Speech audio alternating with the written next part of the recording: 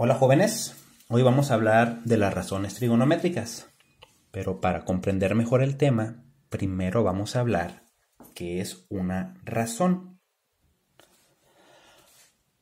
Una razón se define como la comparación de dos magnitudes y se expresa en forma de fracción, por ejemplo, un medio.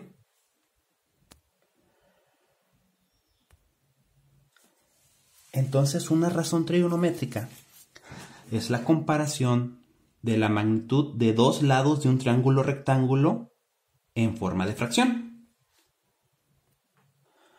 Un triángulo rectángulo está conformado por dos catetos y una hipotenusa, dos ángulos agudos y uno recto. La hipotenusa siempre va a ser el lado más largo o más grande del triángulo y siempre va a estar opuesto al ángulo de 90 grados. Vamos a tener tres razones trigonométricas que son directas, que es el seno, el coseno y la tangente. El seno de un ángulo siempre va a ser la razón del cateto opuesto sobre la hipotenusa. El coseno de un ángulo siempre va a ser igual al cateto adyacente sobre la hipotenusa. Y la tangente de un ángulo siempre va a ser el cateto opuesto sobre el cateto adyacente. Sus inversas quiere decir que lo que estaba en el numerador va a pasar al denominador y lo que está en el denominador va a pasar al numerador. Por ejemplo, la función inversa del seno es la cosecante y se abrevia CSC.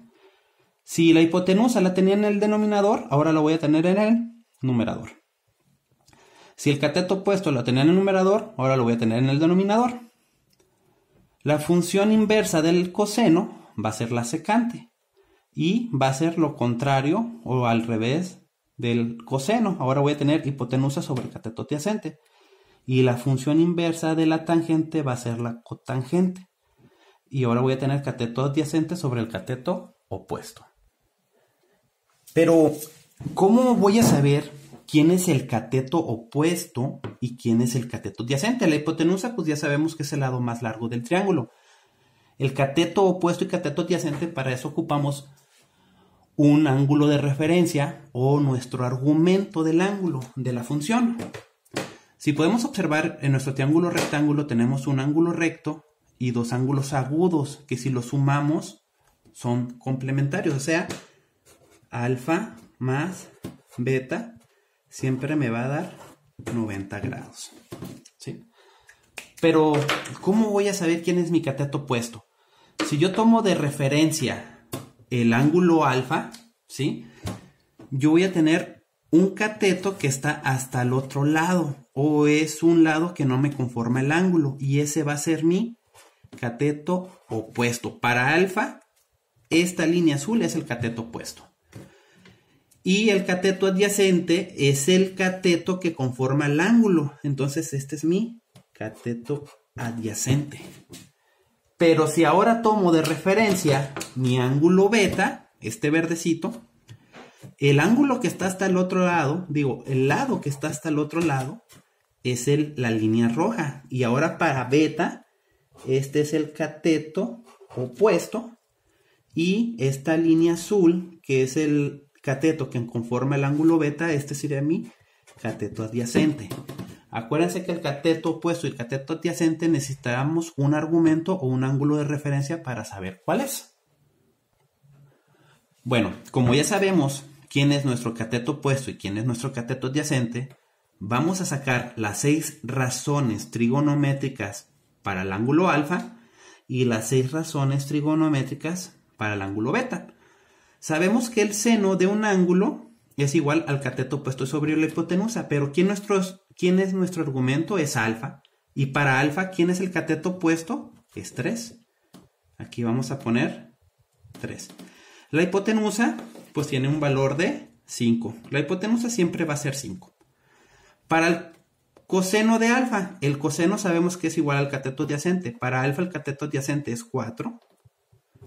Y la hipotenusa vale 5, siempre vale 5.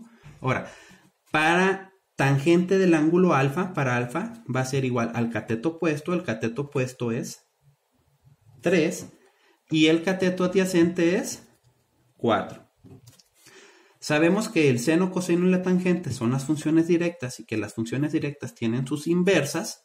Entonces la inversa del seno es la cosecante, no necesito volverlo a hacer, simplemente cambio a 5 tercios, es lo contrario del seno. La secante del mismo ángulo, en vez de tener 4 quintos, ahora voy a tener 5 cuartos.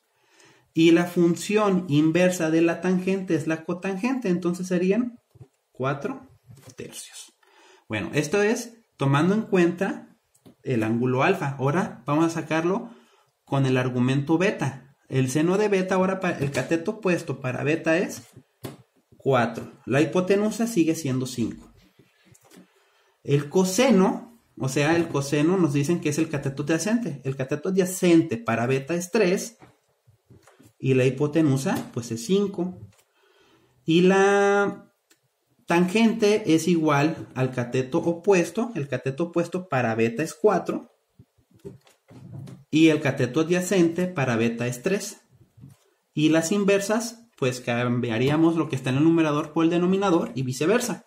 Aquí serían 5 cuartos, aquí serían 5 tercios y aquí serían 3 cuartos. Y eso sería todo, jóvenes.